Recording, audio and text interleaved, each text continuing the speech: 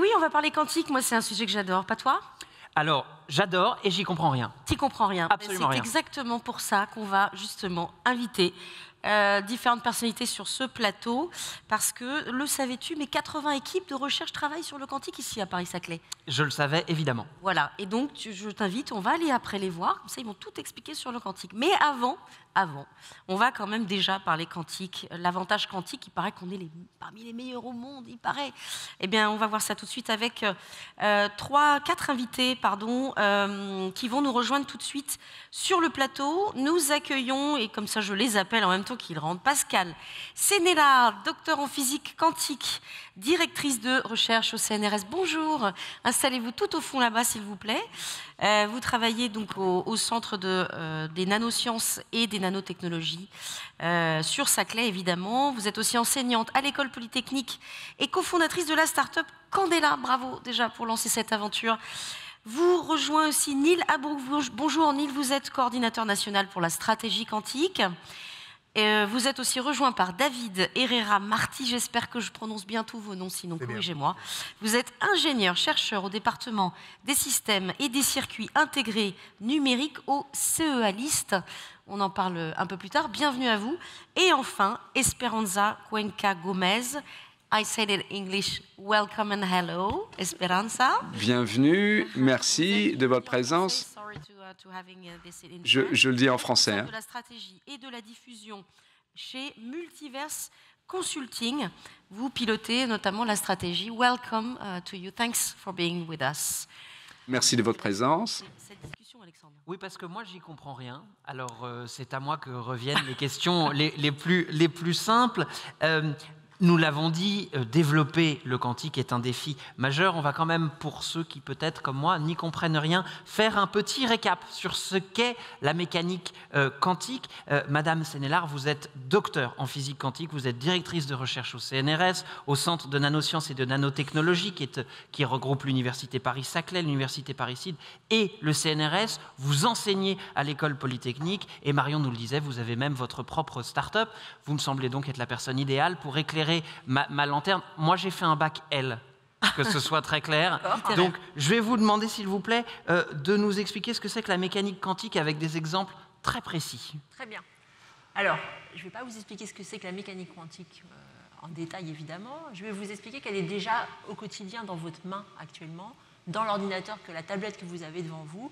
Vous avez un produit de la première révolution technologique basé sur les concepts de la mécanique quantique. Depuis la découverte du laser, du transistor, on est en fait déjà dans l'exploitation de certaines propriétés de la matière au niveau quantique. L'idée, ce dont on parle aujourd'hui, ce n'est pas ça, puisqu'on a déjà vécu tout ça, cette révolution technologique incroyable. L'idée de cette deuxième révolution technologique basée sur le quantique, c'est d'exploiter des propriétés beaucoup plus subtiles de la mécanique quantique.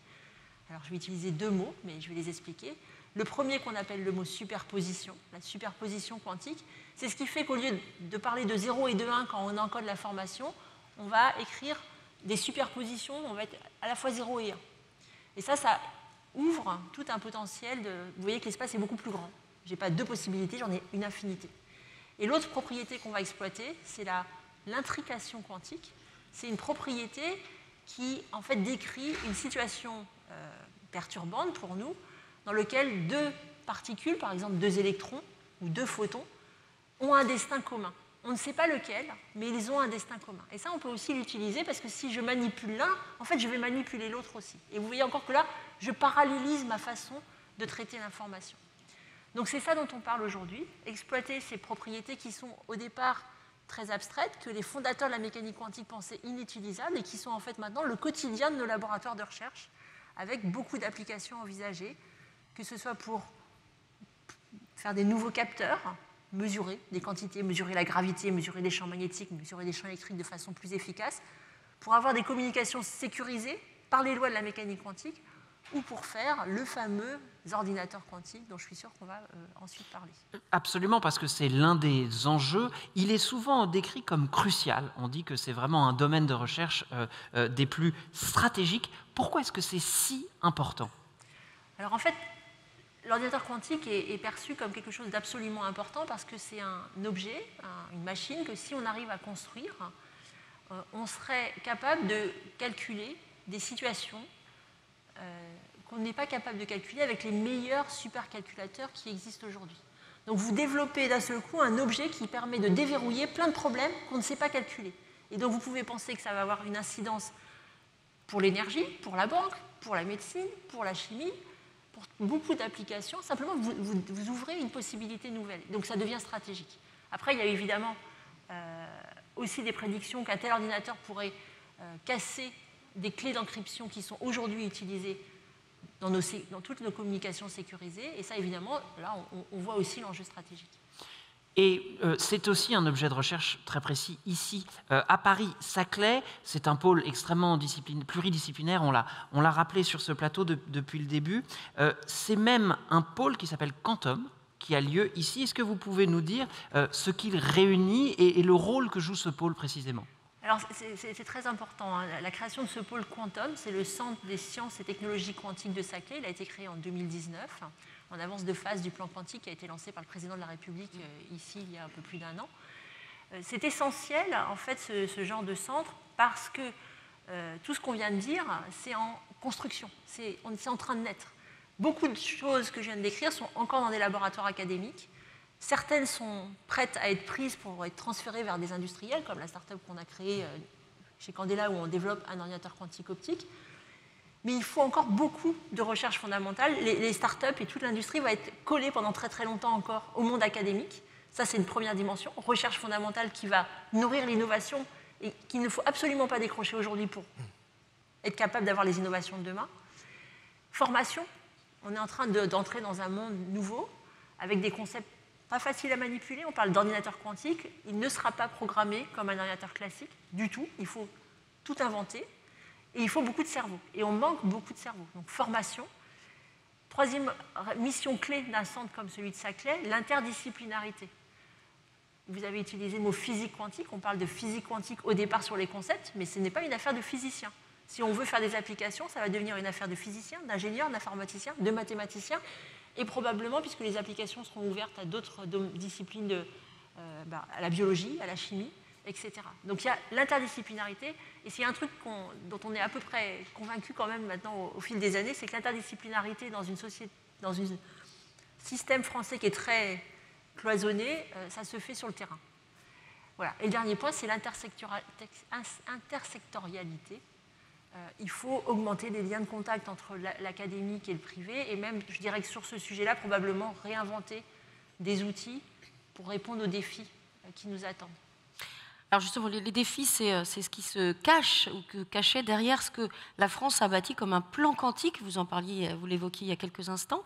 Et j'aimerais qu'on en parle un petit peu, Annie Labrouck, puisque vous êtes le coordinateur national pour la stratégie quantique. Sur quoi se base cette stratégie ici, avec les atouts dont on dispose évidemment, et notamment à Paris-Saclay, mais aussi les enjeux, les défis, il y en a beaucoup, vous venez de le dire d'ailleurs. Alors effectivement, lorsque nous avons conçu la stratégie quantique, on a commencé par dresser le bilan de ce qui se fait déjà. Ça veut dire qu'on ne part pas d'une page blanche, il y avait déjà des écosystèmes bien construits de recherche, quelques premières startups qui émergeaient, Candela qui était déjà là, Pascal également. Et on a construit sur ces écosystèmes-là, sur l'effort déjà existant, aussi bien au niveau public que privé. Et l'objectif, c'était d'avoir une accélération. C'est l'un des domaines où, objectivement, lorsqu'on a pris conscience au niveau de l'État de l'intérêt d'investir dans cette filière, c'est l'un des domaines où on n'a pas senti qu'on était particulièrement en retard. Donc l'idée était d'accélérer encore davantage et d'être l'un des leaders, non pas uniquement scientifiques. On a déjà une présence très forte de physiciens de prix Nobel en France dans la physique quantique. L'objectif, c'était également de transformer ça en un avantage économique. Et au regard des enjeux que citait Pascal, on sent que ça va disrupter un certain nombre de secteurs économiques, dans la chimie, dans les matériaux avancés, dans la logistique, dans la finance. Il y aura ceux qui auront saisi l'usage de ces machines-là et les autres. Oui, parce qu'on parle d'une innovation de rupture. Je crois que là, vous l'avez bien expliqué, on l'a tous compris. On n'est pas sur une couche de la révolution numérique. On est sur une innovation totalement différente, puisque ça rebat notamment les cartes de la physique telle qu'on la connaissait depuis de très nombreuses décennies. Revenons sur la stratégie quantique de la France, portée par Emmanuel Macron.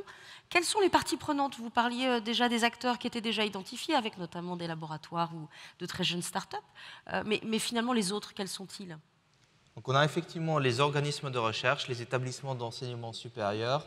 On a également un certain nombre de start-up et de grands industriels parties prenantes. Donc les industriels, il y en a qui sont plutôt des usagers des technologies quantiques. Il y en a qui contribuent à la supply chain de la chaîne de valeur, donc du développement des technologies quantiques. On a aussi tout ce qui est organisme de standardisation. Il y a un mois à peu près, l'AFNOR a lancé une commission de normalisation sur les technologies quantiques. Donc il y a différents acteurs au niveau étatique et au niveau privé, et sans oublier également les investisseurs. Donc on a la chance d'avoir en France l'un des premiers investisseurs pure player dans le quantique, qui est Cantonation, suivi derrière par d'autres investisseurs beaucoup plus transverses qui sont sécurisés, également de voir un leadership français sur ces sujets-là. L'un des enjeux sera aussi d'engager des investissements privés au-delà des investissements de l'État. On sait qu'on est sur un sujet très long terme, très risqué, oui. Beaucoup d'incertitudes scientifiques, technologiques, économiques, réglementaires. Donc l'État prend sa part de responsabilité en diminuant, en absorbant une partie du risque. À la fin, ça reste également un enjeu d'investissement privé. Alors là, vous touchez à deux mots, j'ai envie de vous lancer là-dessus, c'est appel d'offres. Hein, il en est d'ailleurs souvent question quand notamment l'État lance des grands plans sur des filières stratégiques. On se rappelle il y a très très longtemps, mais tu n'étais pas né, mon cher Alexandre, de grands plans Calcul, par exemple, qui avait donné naissance à pas mal d'appels d'offres, mais aussi d'autres. Aujourd'hui, l'État en est où de ces appels d'offres sur le plan quantique? Est-ce qu'on a des retours? Alors aujourd'hui, ce qu'on a lancé au niveau du plan français, c'est un premier programme de recherche qu'on appelle programme et équipement prioritaire de recherche, assez transverse, donc qui couvre différents axes, dont le calcul, dans les capteurs, dans les algorithmes et dans les communications quantiques. Donc ça, c'est un premier package à destination de la recherche publique, je le précise. La recherche publique, oui. De la recherche publique. Ensuite, on a également lancé une action des appels d'offres qui vont arriver auprès des startups pour acheter un certain nombre de machines quantiques qu'on mettra à disposition des chercheurs, mais aussi des startups et des utilisateurs institutionnels qui veulent tester ce que ces machines-là peuvent apporter. Donc ça, c'est une deuxième action qu'on a annoncée au mois de janvier dernier. Des actions de formation. On a au niveau mondial un manque de compétences au niveau des technologies quantiques. Donc de manière générale, il va y avoir une compétition très importante pour les talents. Donc le seul moyen d'y arriver, c'est d'augmenter le nombre de personnes qui peuvent contribuer au développement de ces technologies-là. Donc, pas forcément tous des spécialistes du quantique, mais que chaque ingénieur en informatique ait un module d'algorithmie quantique ou bien de cryptographie post-quantique, que les ingénieurs généralistes aient aussi une introduction à la physique quantique. Moi, j'en ai pas fait de physique quantique. Oui, mais alors c'est ce que j'allais dire pour ceux qui nous écoutent, rapidement, très vite, avant que je repasse la parole à Alexandre. Si quelqu'un nous regarde aujourd'hui, étudiant, par exemple, vous le disiez, jeune ingénieur, peut-être rassurons-le ou rassurons-la sur le fait que le quantique, c'est accessible. Demain, on peut se former facilement pour intégrer cette révolution du quantique. Je vais dire un petit mot sur ça. À Paris-Saclay, on a créé dans le centre une formation spécifique aux technologies quantiques qui est accessible à tout étudiant qui a un Master 1 de maths, d'informatique, de physique, scientifique, chimie, n'importe lequel. Et c'est difficile, hein, mais on a de relever le défi de faire une formation qui soit accessible à tous ces étudiants. Certains n'ont jamais fait de mécanique quantique. D'accord. Et en un an, on les forme, on les prend et on leur donne les ingrédients de base pour contribuer positivement, significativement à cette révolution. Donc 1 an, ça s'appelle Artec. La formation Artec. s'appelle Voilà, Artec. je pense qu'on peut faire la promo parce que rentrer dans cette révolution, c'est énormément d'opportunités. Je pense que c'est bien qu'on les citait, cette formation de base sur les acquis du quantique. Voilà, il faut savoir que c'est accessible. Et des formations comme Artec, on a Saclay ici aujourd'hui, il y en a d'autres qui sont en train de s'ouvrir partout en France et partout dans le monde. Et de toute façon, il faut le faire. Et on peut choisir un package minimum de connaissances suffisant pour que beaucoup de gens puissent contribuer. Alors, cette révolution, elle arrive. Alors moi, je n'ai pas connu le plan calcul, c'est vrai. Moi non mais plus. apparemment, je vais peut-être connaître l'arrivée, j'allais dire pratico-pratique, de la révolution de l'ordinateur quantique. Je me tourne vers vous, Monsieur Marty. Vous êtes ingénieur-chercheur au département système et circuits intégrés numériques au CEA LIST. Et ce dont on parle, ce n'est plus uniquement de la recherche fondamentale, voire même de la science-fiction. On commence à arriver vers des applications concrètes. Oui, tout à fait. Donc, en gros, ce que je peux vous dire, c'est qu'on constate depuis quelques années une augmentation des programmes de recherche plus applicatifs, dans le sens où dans les quantiques, les problèmes à résoudre sont très spécifiés et sont très bien cadrés. Il y a des métriques à satisfaire, il y a des performances à atteindre.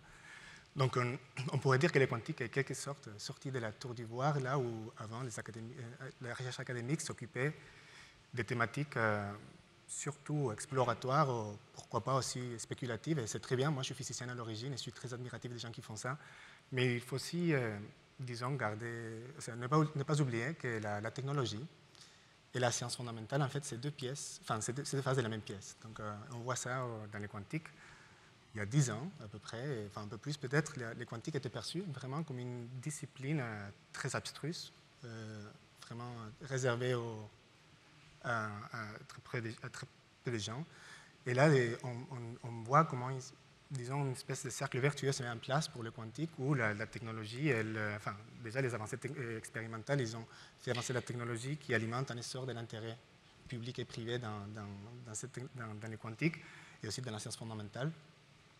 Donc, comme disons, pas mal de technologies de succès, comme le nucléaire, aussi l'aérospatial. Parfois, j'ai envie de faire la comparaison avec construire une fusée. Quand on fait une fusée, on ne s'intéresse pas forcément à faire des preuves d'existence des équations de turbulence. On part de la base que ça existe, et on part de la base que la recherche fondamentale est implicite dans le fait de faire un engin qui va de point A à point B. Donc, de la même manière, faire un ordinateur quantique, une machine calculatoire, on ne cherche pas en fait, à résoudre des problèmes de gravité quantique ou théorie quantique des champs. On vise à construire une machine calculatoire, et une fois qu'on l'aura, une fois que le calculateur quantique on l'aura construit, en fait, on pourra s'attaquer aux problèmes de recherche fondamentale avec beaucoup plus de moyens. Et justement, cette construction a déjà commencé, mais elle est extrêmement pointue, elle est délicate, elle reste à améliorer. Comment est-ce qu'on peut mieux maîtriser justement cette, j'allais dire, science applicative quantique ? Oui, et donc l'avantage quantique dans toutes ces variantes, comme ça a été évoqué tout à l'heure, ça repose sur des principes de la matière microscopique, qui est la superposition, donc l'intrication dont on entend parler souvent. C'est aussi un phénomène qui découle, qui dérive de cette superposition. Donc l'information quantique, la superposition, ça reste très fragile. Le bruit, ça va le nuire, le détruire. Et donc il faut, si on veut vraiment apprivoiser cet avantage quantique, il faut la priorité numéro 1, en fait, ça serait de protéger cette information, de découpler les qubits de leur environnement, tout en gardant le contrôle. Et donc, ce n'est pas du tout, à mon avis, exagéré de dire que ça reste vraiment le dernier verrou qui nous empêche de déclencher tous les potentiels de cette deuxième révolution quantique. Or, il s'avère que, de nos jours, il y a un écart entre les capacités de l'état et l'art technologique auquel on a accès et les besoins théoriques ou les performances requises pour franchir pour arriver au régime de tolérance aux fautes dans lequel les calculs il devrait être fait.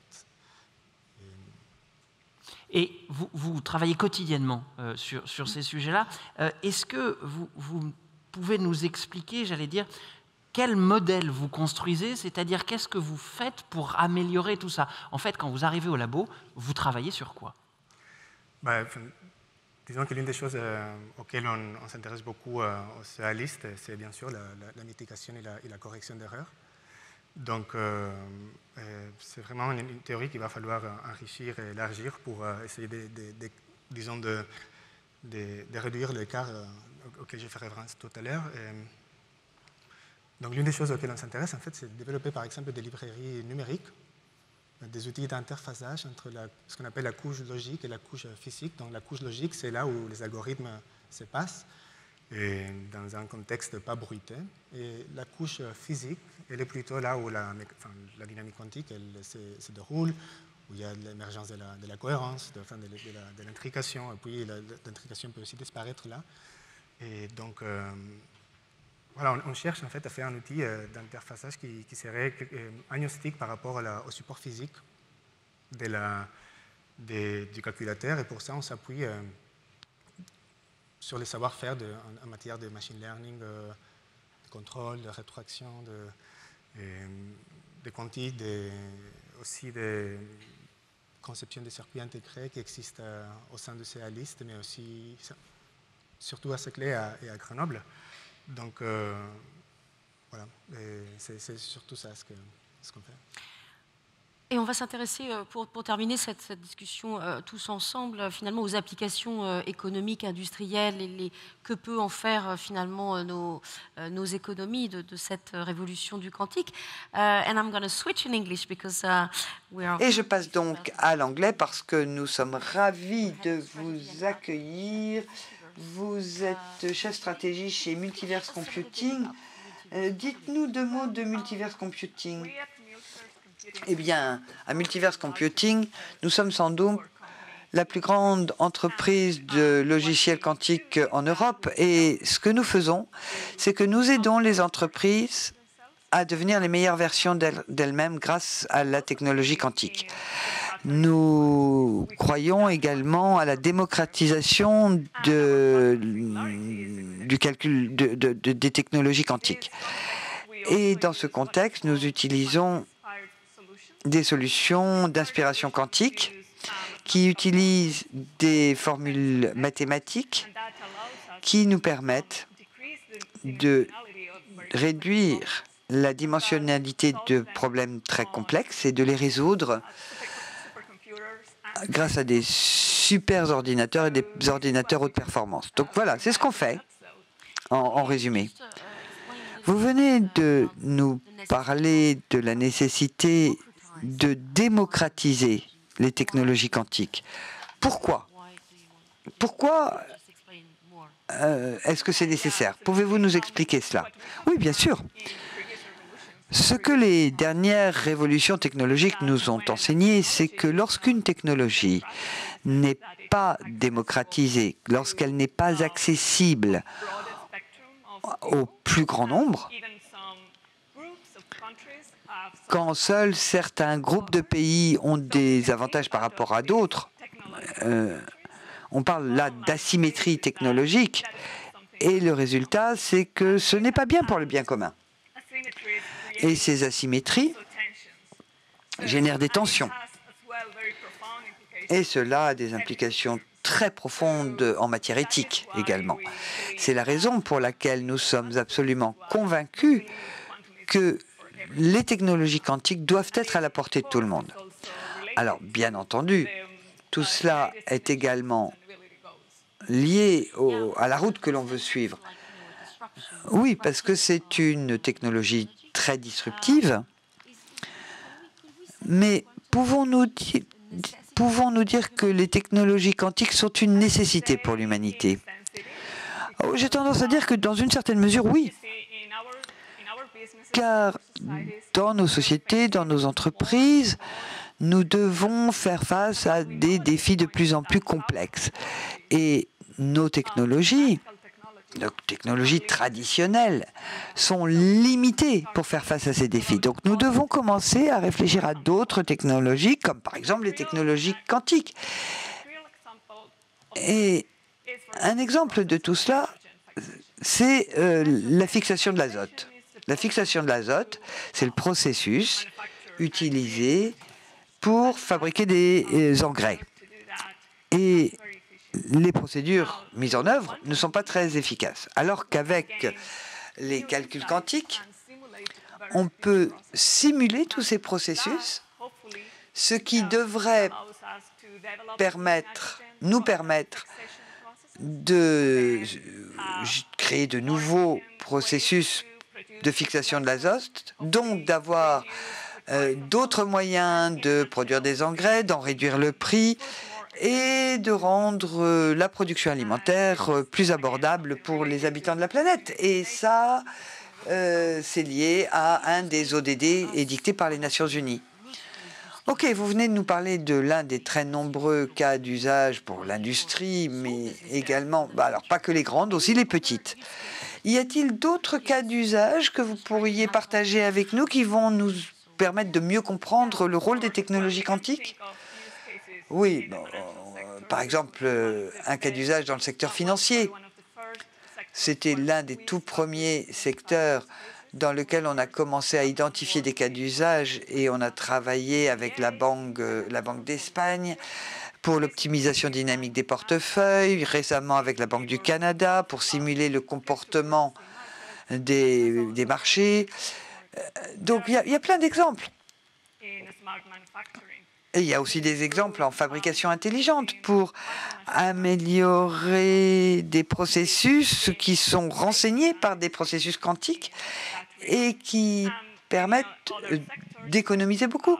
Et dans d'autres secteurs, dans l'espace et dans la cybersécurité également. Alors, c'était ma dernière question, Esperanza. Tout à l'heure, vous parliez de chiffrage, de codage. Et il semble que ce soit quelque chose de très intéressant à étudier plus avant. Et on a des startups qui s'investissent beaucoup dans ce nouvel espace. Comment coder, comment chiffrer les données différemment. Et beaucoup de personnes vont même jusqu'à dire que Internet va être très perturbé parce que ça va changer le moyen d'accéder à Internet. Est-ce que c'est ce que vous pensez? Alors, sous beaucoup d'aspects, oui, je suis tout à fait d'accord. Dès lors que l'on parle de cybersécurité, il est important de faire le distinguo entre deux aspects. On va dire Internet et la cybersécurité. Et vous avez expliqué les choses de façon magnifique. Vous savez, quand on parle de cybersécurité, on sait qu'Internet est vulnérable. Et nous savons également qu'il y a des méchants qui récoltent des informations pour ensuite nuire. Donc, on sait qu'il y a des acteurs qui sont en train de collecter nos données. Aujourd'hui, ils ne peuvent pas en faire grand-chose parce qu'elles sont chiffrées. Mais ils espèrent qu'à l'avenir, quand les ordinateurs quantiques seront disponibles, ils seront en mesure de les déchiffrer. Et ça pose un sacré problème. Donc, que pouvons-nous faire à ce sujet? Et là, j'en arrive à ce que vous disiez, vous avez très bien expliqué les choses. C'est là que le cryptage quantique peut jouer un rôle et qu'il est important pour les entreprises et pour la société et pour les gouvernements également de disposer, de se préparer et d'avoir les infrastructures prêtes pour faire face à ces changements. Maintenant, l'Internet quantique, quand on parle d'intrication, de téléportation, bref, des paradigmes totalement différents. Oui, cela va totalement faire évoluer la manière dont nous avons conçu les normes de sécurité sur Internet. Avec les technologies quantiques, on est sur le côté noir, mais aussi le côté de la lumière. Le côté noir parce que on se rend compte que c'est très vulnérable, qu'il y a beaucoup de nouveaux paradigmes en termes de mots de passe, mais c'est également une nouvelle ère qui s'ouvre et qui permet d'envisager différentes manières de sécuriser le cyberespace. Donc c'est très intéressant de suivre tout cela de très près et de voir comment on peut construire de l'innovation autour de tout cela. Alors, merci infiniment. Notre discussion s'achève, mais merci de nous avoir rejoints.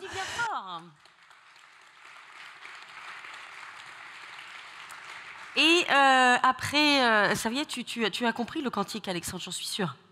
J'ai tout compris, tout compris. Je sais. Et il faudra... Je sais. C'est Voilà. fait, c'est réglé. Vous Voilà. en faites pas, ça y est. Tu vas aller discuter avec nos amis maintenant pour suivre la formation dont on a parlé tout à l'heure. Alors- Avec moi, je viendrai avec toi suivre Oui, mais la pas tout de formation. suite, parce que là, nous allons parler mobilité. Exactement. C'est l'heure du Spring 50 et une nouvelle session de pitch avec toi, Alexandre. Des pitchs autour de l'innovation sur les mobilités. C'est parti.